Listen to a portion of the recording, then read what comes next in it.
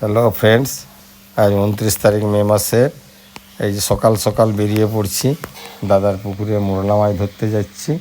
দাদা ডাকলো, বলে চলে আসুন, প্রচুর মোরলা মাছ আছে পুকুরে, তাই ফুট জাল নিয়ে যাচ্ছি, মানে যেটাকে চলতি ভাষায় গেঁতি জাল বলে, সেই গেঁতি জাল নিয়ে চলে যাচ্ছি। আপনারা ভিডিওটা শেষ পর্যন্ত দেখুন, দেখলে বুঝতে পারবেন কী পরিমাণে মোরলা মাছ আছে পুকুরটায়।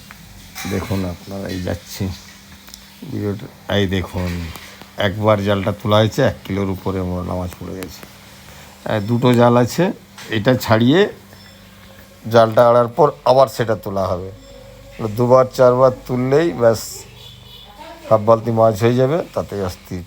আর বেশি কিছু আজকে আর দেখাবো না। এই যে ডাক্তারবাবু বসে আছে যার পুকুর সাইডে, দেখুন এই যে ডাক্তারবাবু, এই দাদার পুকুরে আমরা মাছ ধরছি।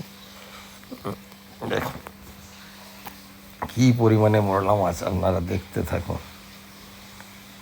আড়ন দেওয়া হয়নি, দুঃখের বিষয়, সামনাসামনি জল পেলাম না, নাহলে আড়ন দিয়ে আপনাদেরকে দেখাতাম কীভাবে মাছটা পড়ে। তাই ফুট জালে বাধ্য হয়ে ধরতে হচ্ছে। আজকে আড়নের ব্যবস্থা নেই বলেই ফুট জাল পাচ্ছি। আজ এই পর্যন্ত দেখালাম।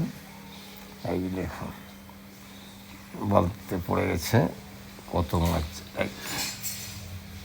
কী পরিমাণে তাহলে মাঝে। ঠিক আছে, এখানেই আজকে শেষ করছি। আবার